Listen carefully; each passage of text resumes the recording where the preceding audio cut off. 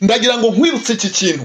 Abadayimoni bagira power yo gukora ikintu kiba expired. Umudayimoni ashobora kuguhereza amafaranga uri buryo uyu munsi ariko ejo ukayabura. Ashobora kuguhereza imodoka uri butungu uyu munsi ejo igakora impanuka ikarangira. Ashobora kuguhereza inzu uri bubemo uyu munsi ikafatwa n'inkongi y'umuriro ikarangira. Ariko Imana itandukaniye n'abadayimoni, ikora ikintu kitaba expired. Iyo uvuze ngo nguhaye urugo, iguha urugo ukubaka kugeza imvi zibaye uruyenzi. Iyo uvuze ngo ndakubakiye, wubaka inzu ikaramba igafata imyaka n'imyaniko. Ariko icyo Satani azana mu biganza by'umuntu ni kiba expired, kirangira mu mwanya mutoya. Reka ngusuhuze mu izina ry'umwami wacu Yesu Kristo. Tunejejwe n'Imana mu mitima kubana namwe muri uyu mwanya mwiza w'ijambo ry'Imana. Njye tugiye kuganira ijambo ry'Imana ni Evangelist Daniel Gitangaza. Kadushima Imana. Mana mu izina rya Yesu turagushimira ko bw'umwanya mwiza uzanye ku buzima bwacu wo kuganira ijambo ryawe, kugira ngo duhumurize imitima yari babaye, kugira ngo duhumurize imitima yari hangayitse, kugira ngo tugire ico turema kandi tukiremesheje imbaraga z'ijambo. Mwuka wawe ahange kuri twe, ahange kubakurikiye iri jambo, ahange kubari hirya no hino mu Rwanda ndetse no hanze y'u Rwanda. Tugwaye ikaze ngo mwuka wawe wera azayobore mu buzima bwacu kandi azakore mu izina ry'umwami wacu Yesu. Amen. Imana ibahereze umugisha, turabanezerewe mu izina ry'umwami wacu. Uyu munsi ndifuza tuganira ijambo ry'Imana tudatinze, kandi ndabizi uraza kunezererwa, kandi ndabizi uraza kwishima cyane.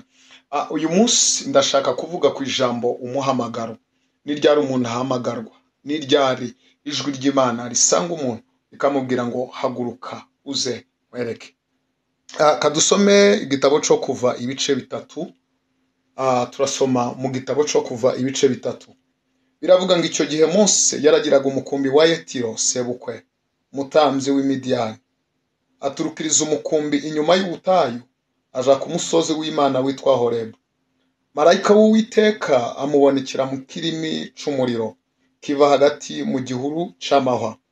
Arareba abona icyo gihuru cakamo umuriro nticyakongoka. Mose aribwira ati reka ntambike ndebe iri shyano riguye, menye igituma igihuru kidakongoka. Murongo wa 4 uravuga ngo Uwiteka abonye yuko atambikishwa no kubireba, Imana imuhamagara iri hagati muri ico gihuru iti Mose, Mose. Aritaba ati karame. Arambwira ati wikegera hano kandi kwe turi inkweto mu birenge byawe, kuko aho uhagaze arahera. Kandi iti ndi Imana ya so, Imana ya Abrahamu, Imana ya Isaka, Imana ya Yakobo. Mose yifuka mu maso kuko atinye kureba mu maso y'Imana. Mwakira ijambo ry'Imana. Niryo jambo nifuza tuganireho. Ndashaka kuvuga ku guhamagarwa, ku muhamagaro. Birashoboka ko nawe wisanzura umuririmbyi ariko Imana ikaba yaraguhamagariye kugira ngo ube umuririmbyi. Birashoboka ko uri umuvugabutumwa, Imana ikaba yaraguhamagariye kuba umuvugabutumwa. Ariko uyu munsi ndashaka kugira ngo ndusheho kugusobanurira umuhamagaro. Ese umuntu ahamagarwa ryari? Ese ijwi ry'Imana ni ryari risanga umuntu rikamubwira ngo haguruka wowe uzoririmba, haguruka wowe uzocuranga, haguruka wowe uzobwiriza, haguruka wowe ngutume? So ndagira ngo mbibutse neza, Mose uyu yavutse ku ngoma ya Farawo. Amaze kuvuka, avuka mu gihe Farawo yari yarashizeho itegeko rivuga yuko abana b'abahungu bose bazavuka bagomba kwicwa. Ndagira ngo mbabwire iki kintu, topic yacu, titire yacu, icyo nshaka tuganireho. Ndashaka kukubwira yuko icyo wavukiye gifite agaciro kuruta uko wavutse. I don't know, sinzi uburyo wavutse, sinzi ibihe wavutsemo, sinzi niwanyu bakuzaye byari bimeze gute. Ushobora kuba waravutse ari mu gihe cy'intambara, ushobora kuba waravutse ari mu gihe cy'uburwayi, ushobora kuba waravutse iwanyu ari abakene, ushobora kuba waravutse iwanyu ari abakire. Ariko ndagira ngo nkwibutse iki, Imana igiye guhamagara ntihamagara abakire ngo ireke abakene, ntihamagara abakene ngo ireke abakire. Imana ihamagara itarobanuye ku butoni. I don't know, sinzi rero ngo yaguhamagaye ite, yagusanze he. Birashoboka ko yagusanze mu buzima budafite formule, birashoboka ko yagusanze mu bihe byari bigoye, wowe utari kubasha kwikuramo, wowe wabonaga ukabona nta hantu bishobora guhinduka. Ariko ndagira ngo nkubwire uko wavutse ntago gufite imbaraga kuruta icyo wavukiye. Ushobora kuba wireba ukavuga ngo navutse iwacu ari abakene, kuba iwanyu baravutse ari abakene ntago bivuze ko ari bwo buzima uzabaho. Kuba waravutse nta muntu ukwitayeho ntibivuze yuko uzapfa ntawe ukwitayeho. So ndagira ngo wibuke iki kintu. Mose aravuka, amare kuvuka avuka ariko muri ico gihe bitemewe yuko umwana w'umuhungu yagombaga kuvuka. Amaze kuvuka biratubwira ngo nyina aramurera, ngariko ananiwe kumurera amubohera akato agashira mu nyanja. Umukobwa wa Farawo amanurwa no kwiyuhagira mu mazi. I think ndatekereza neza Imana ntijibura inzira. Birashoboka yuko nawe ujya wibaza ngo bizacahe, birashoboka yuko nawe ujya wibaza se inzira Imana izanyuzamo ni. Uruhare rwawe si urwo kumenya inzira Imana inyuzamo, uruhare rwawe nurwo gusenga Imana igafungura imiryango ku buzima bwawe.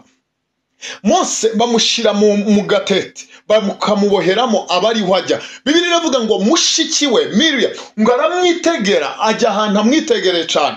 Ngo akimwitegeye ngagiye kubona abona umukobwa wa Farawo amanuwe no koga. Umukobwa wa Farawo ngagere ku mazi yumva umwana arira. Oh Mana ya Isirayeli, ndumva nezerewe. Ngo amare kumva umwana arira ategeka abo bari kumwe arababwira ngo nimuzanire uwo mwana. Bibiliya itubwira ngo iki, ndagira ngo nihute ino nkuru mvuge ku muhamagaro. Bibiliya iratubwira ngo aramufata aramujana aramurera, kandi mushikiwe yakoraga ibwami. Ngo amare abaza mushikiwe ngo ninde twahamagara wo mu Baheburayo kazi ushobora kuturerera uwo mwana. Bibiliya iratubwira ngo Miriam azana mama we araza abari urera uwo mwana. Birashoboka yuko ubuzima bwawe bwaba budashobotse, ubona nta nzira, ubona nta gisubizo, ariko ndagira ngo nkubwire imbaraga ziri mu muhamagaro. Imana yaguhamagaye ikurindisha ububasha bwayo. Niyo mpamvu nshaka kukubwira ngo iki Imana yabitse muri wowe gifite power, gifite ubushobozi kurenza uko wavutse. Oh Mana ya Isirayeli, ndumva nezerewe cyane. Iki Imana yabitse muri wowe. Imana ivugana n'umugabo bita Yeremiya. Ivugana na Yeremiya yaramubwiye ngo Yeremiya nakumenye ntarakurema. Bivuze mbere yuko umuntu abaho Imana yaramumenye. Bibiliya iratubwira ngo Imana ibwira Yeremiya ngo nakumenye ntarakurema ngutegura kuzaba umuhanuzi. Bivuze ngo utari wabaho iwanyu batari banagutekereza, utari wabusoro mu nda y'umuvyeyi wawe, Imana yateguye uko uzabaho, yateguye icyo uzakora, yateguye kuzoririmba, yateguye kuzocuranga, yateguye kuzabwiriza. Mbere y'ibyo zose Imana yateguye umugambi ku buzima bwawe. Ndumva nongeye kunezererwa Imana kubw'iki kintu. Bivuze ngo nta muntu numwe wahagarika ubushake bw'Imana ku buzima bwawe. Bivuze ngo icyo Imana yagambiriye ku buzima bwawe, umuhamagaro, icyo Imana yavuze ugomba kuzakora, yakivuze mbere y'uko ubaho. Ndagira ngo nkwibutse Genesis chapter 1 verse 26. Bibiliya itubwira ngo iki? Bibiliya itubwira ngo tureme umuntu ase natwe agira ishusho nk'iyacu. Byabanje kuba mu mugambi. Imana iragambirira n'abamarayika baricara baratekereza, baravuga ngo reka tureme umuntu ase natwe. Barema bashiraho ibindi, baravuze ngo nihabeho. Twibukiranye ibintu. Baravuga ngo nihabeho umucyo ubaho. Baravuga ngo nihabeho umwijima ubaho. Baravuga ngo ibiti nibibeho, ibiti bibaho. Ariko ngo bagere ku muntu biravuga ngo tureme umuntu ase natwe agira ishusho nk'iyacu. Bivuze ngo icyo gihe inama yarateranye. Mbere yuko tubaho habayeho inama y'ijuru yo kuvuga ngo ubeho, yo kuvuga ngo mbeho. Ntago twabayeho kumpanuka. Please ndagira ngo nkwibutse iki kintu. Ntago uriho kumpanuka, ntago uriho kumpanuka, ndabikwibutsa neza. Uriho kubw'umugambi w'Imana. Kandi reka nkubwire, ntago uriho urimbura mukoro. Hari icyo Imana yashyize mu buzima bwawe ugomba kuzamarira abandi. Uyu munsi ushobora kuba ugaragara nk'ukene, ushobora kuba ugaragara nk'uciriritse, ariko ntago ari kuri. Bibiliya itubwira ngo iki? Iratubwira ngo nubwo dukenye ariko dutungisha benshi. Bivuze ngo mu bukene bwawe harimo power, harimo imbaraga zo gutunga benshi. Oh Mana nziza, ndagira ngo twumve aya magambo. Wumve neza aya magambo, uyashire mu mutima wawe. Ese Imana yaguhamagariye he? Ese Imana yaguhamagaye uri hehe? Bibiliya itubwira ngo iki? Reka nihute ngere aho Mose yahamagarwa. Bibiliya itubwira ngo umunsi umwe Mose aragiye umukumbi wa Yetiro ari ku musozi wa Horebu.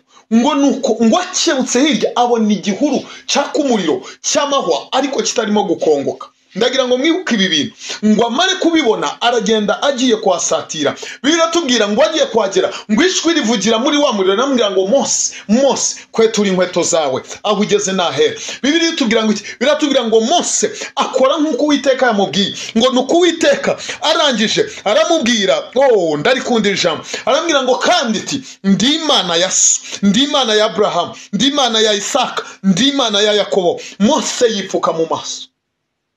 Nguko uko Imana yahamagaye Mose, irangije iramubwira ngo none Mose ndashaka kugutuma. Iyo ukomeje ku murongo wa 7 Bibiliya iratubwira ngo Imana ituma Mose kubwira Farawo ngareke ubwoko bw'Abisirayeli. Niki cyabaye? Imana igirana ikiganiro na Mose. Birashoboka ko nawe Imana yagirana ikiganiro nawe. Birashoboka ko nawe Imana yaganira n'ubuzima bwawe. Iri joro icyo ndimo nkwifuriza, aya masaha, iki gitondo, aya masasta uri mureba iki kibwiriza, ndagira ngo umwuka w'Imana akore ku buzima bwawe. Ijwi ry'Imana, ryajwi ryongorera rikumanukire. Bishoboka ko utazi umuhamagaro, ariko ndasaba umwuka w'Imana aguhangeho, akumenyeshe, akubwire umuhamagaro wawe. Bibiliya itubwira ngo iki? Biratubwira ngo Imana ihamagara Mose. Irambwira ngo Mose aritaba. Imana irambwira ngo noneho Mose dore ikintu gikurikiyeho. Biravuga ngo Uwiteka aramubwira ati nukuri mbonye kubabara k'ubwoko bwanjye buri muri Egiputa. Imana yabonye kubabara k'ubwoko buri muri Egiputa. Imana yabonye ubucakara bari bamazemo imyaka igera kuri 400. Yahamagara Mose, irambwira ngo Mose ndagira ngo ngutume ugende kwa Farawo, ubwire Farawo ngo ndiho arantumye ngo urekure ubwoko bwe. Imana ivugana na Mose. Mose abaza Uwiteka, ndabikunda. Mose abaza Uwiteka ngo none ndabwirwa n'iki niba ari wowe untumye? None ndagira ngo banze unyibwire wowe ubwawe niba ari wowe undimo ndavugana nawe. Bibiliya itubwira ngo iki? Ngo Uwiteka abwira Mose ngo afata ikiganza cyawe k'iburyo ugikoze mu gatuza. Mose afata ikiganza cye agikoza mu gatuza. Ngo amare kugikoza mu gatuza ikiganza kirabemba. Mose aravuga ngo ibi nabyo ndabizi n'abadayimoni bajya babasha kubikora. Ndagira ngo nkwirutse iki kintu.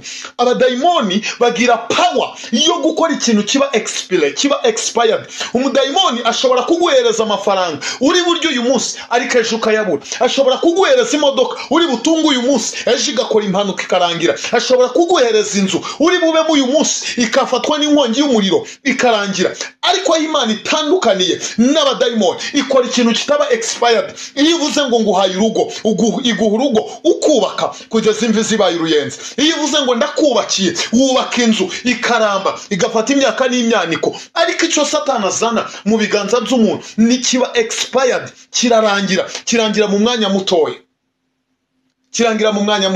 Niyo mpamvu Mose yabwiye Uwiteka ngo ibi nazo ndabizi n'abadayimoni babasha kubikora. Imana irambwira ngo noneho Mose dore aho ntandukaniye nabo, subiza ikiganza cyawe mu gatuza. Amare kugisubizamo ikiganza cyari cyabembye cyongera kugaruka ari kizima.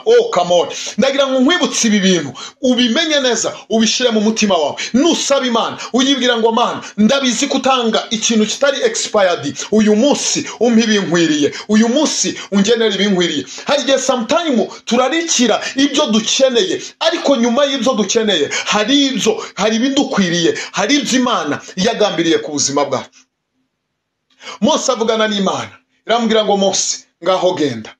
Imana igirana nawe ikiganiro kinini. Mose arongera azana urwitwazo, aravuga ngo noneho sinzi kuvuga. Imana irambwira ngo humura, Aroni azagendana nawe. Icya kabiri, ufite inkoni mu ntoki, nugera kwa Farawo iyo nkoni uzayikubite hasi izahinduka inzoka. Nguko uko Imana yihamagaye umuntu imushyigikira. Niba Imana yaraguhamagaye ngo ubwirize, humura Imana izagushyigikira. Niba Imana yaraguhamagaye ngo ririmba, Imana izagushyigikira. Niba Imana yaraguhamagaye ngo ugende ufashe abantu, bafashe ubikuye ku mutima, Imana izagushyigikira. Niba Imana yaraguhamagaye ngo ugende ube umuganga, genda ubikore, Imana izagushyigikira. Niba Imana yaraguhamagaye ngo ugende uyobore ahantu runaka, genda ubikore nk'uko bikwiye, Imana izagushyigikira. Niba Imana yaraguhaye authority, niba yaraguhaye ubwo bubasha, kakubwira ngo mwana wanjye genda uyobore igihugu runaka, genda uyobore, Imana izagushyigikira. Bivuze ngo igihe cyose uhagaze mu muhamagaro, uhagaze mu ijambo, Imana iragushyigikira. Igihe cyose uhagaze mu bushake bwayo, Imana iragushyigikira. Wa mugore we uri muri urwo rugo, niba uhagaze mu muhamagaro, niba uhagaze mu bushake bw'Imana, humura uzubaka. Niba urugo urimo rutari mu mugambi w'Imana kakubayeho, icyo kiba expire. icyo kirarangira kiba expired. Imana yigeze ihamagara Abrahamu, irambwira ngo Abrahamu haguruka, usige inzu ya so, usige igihugu cy'iwanyu, usige nje nzabana nawe, kandi ikindi nkubwira Abrahamu, nzaguhindura ubwoko bukomeye. Imana ivugana natwe, iyo duhagurutsa muri uri y'Abakaludaya, iyo duhagurutsa mu bigirwamana by'iwacu, iyo duhagurutsa mu buzima bwabaye karande, iyo duhagurutsa mu nshuti zidafite umumaro, iyo duhagurutsa irakubwira ngo none w'igisigaye tandukana n'izo nshuti, tandukana n'izo ndyari, ndashaka kubana nawe, nzagendana nawe, kandi n'ubu ukimara gutandukana nawe nzaguhindura umugisha, nzaguhindura ubwoko bukomeye. Umunsi Imana ahamagara Abrahamu, yajyanye na Loti ngo bagere mu nzira. Abrahamu ariyumvira, aravuga ntariko Imana yampamagaye njyenyine. Imana niguhamagara uzahaguruke, niyo yonyine izazana abantu bo kugufata amaboko. Umuhamagaro Imana yashize muri wowe izawushyigikira, izawuvomerera. Yesaya 43 Bibiliya ivuga ngo 12 uravuga ngo nunyura mu mazi ntago azagutembana. Igihe cyose uri mu muhamagaro, nubwo wagera mu bibazo bimeze gute, ntacyo bizagutwara. Iyo ukomeje ugasoma biravuga ngo nunyura mu muriro ntago uzotswa nawo. Iyo uri mu bushake bw'Imana baragutuka nibigira icyo bigutwara, baragusebya nibigira icyo bigutwara, baraguharabika nibigira icyo bigutwara. Kubera iki? Uri mu bushake bw'Imana, uri muri authority, uri mu mugambi w'Imana, uri muri responsibility, mu nshingano Imana yazanye ku buzima bwawe. Ndakwinginze wowe untegereye nshuti yanjye, hagarara mu muhamagaro. Imana izagushyigikira, Imana izagendana nawe. Ndabizi hari abantu benshi nagenda nkubwira bahagurutse. Umugabo bita Yona, Imana yaramuhamagaye ambwira ngo Yona, ndakwinginze ngwino ujine newe ugende urebe ibirimo kubayo. Yona abanza kwinangira, amare kwinangira ibyamubayeho. Abasomye Bible murabizi, yagiye mu bwato, ubwato burahungabana, agere mu nyanja, inyanja irahungabana, ifiri iramumira, imujugunya ku nkombe y'amazi. Igihe cyose twanze kuba mu muhamagaro, ibindi byose tubamo ntago bishobora kubaramba, ntago dushobora kubigiriramo amahoro. Niyo mpamvu nujya muri korari atari wo muhamagaro, uzajya ubangamirwa n'ibikorwa abaririmbyi bakora. Nujya mu kubwiriza utari umunyamuhamagaro, uzajya ubwiriza wumve nta kirimo kuvamo. Yewe nubona batanagushigikiye uzagwa. Kubera iki? Nturi mu muhamagaro. Uzajya gucuranga niba utari mu muhamagaro wazo. Nukuri ndagira ngo nkubwire iki kintu, bwira Imana, wibwire ngo Mana vugana n'ubuzima bwanjye, umbwire icyo wampamagariye, nkora icyo umuhamagaro wawe, nkora icyo wasabye kuri njyewe. Ndagira ngo ibi bintu uzumve. Muri ibyo yaravuze ngo nkoresha icyo wampamagariye. Ndagira ngo nsoza nkubwire iki kintu, ubwire Imana ngo Mana ndakeneye ubushake bwawe, nkoresha icyo wampamagariye, nkoresha icyo wavuze ku buzima bwanjye, nkoresha icyo wasezeranye ku buzima bwanjye, nkoresha umugambi wawe, nkoresha ubushake bwawe. Ndagira ngo ibi bintu uzumve ubishyire ku mutima wawe. Ndagira ngo dusenganire isengesho. Ushobora kuba uri mu modoka yawe ugenda, ushobora kuba wicaye mu rugo iwawe, ushobora kuba uri mu kazi ukaba ubonye rino jambo, ariko ndagira ngo nsengane nawe ubwire Imana ngo iki ni igihe cyo kugira ngo nkoreshe icyo wampamagariye, kubera yuko menye neza icyo navukiye gifite agaciro kuruta uko navutse. Icyo wavukiye gifite agaciro. Nukuri ubuzima bwose wavukiyemo, ubukene wisanzemo, inzira wisanzemo utigeze utekereza ku buzima bwawe, ntago zifite imbaraga kuruta icyo Imana yavuze ku buzima bwawe. Bibiliya ivuga ngo iki? Ngo erega nzi ibyo nibwira kubagirira si bibi ni byiza. Bivuze ngo icyo Imana yibwira ku buzima bwacu ni cyiza, ntago ari kibi. Ndimo soza mubwire ngo humura, Imana iracyafite umugambi mwiza ku buzima bwawe. Ndagira ngo dusenganire isengesho. Nawe utuze umutima uvuge ngo ndakwemereye, ngenze uko ushaka, mpagarare mu muhamagaro, mpagarare mu ijambo ryawe. Reka dusenge. Mana mu izina rya Yesu, kubw'imbabazi zawe zihoraho iteka, kubw'urukundo rwawe ruhoraho iteka, turakwinginze manura ijwi ryawe ritwibutse umuhamagaro. Abari abaririmbyi twaracogoye, abari abavuga butumwa twaracogoye, abafashaga abandi barambitse hasi. Turakwinginze utugenderere, utwibutse umuhamagaro, utwibutse icyo wavuganye natwe, utwibutse icyo waduhamagariye. Turakwinginze kubw'imbabazi zawe usuka umwuka wawe ku buzima bwacu none n'iteka ryose, mu izina ry'umwami wacu, amen. Imana ibahereze umugisha. Turabashimiye, mukomeze mugubwe neza. Yari Evangelist Daniel Gitangaza. Mubarikiwe sana. Amen.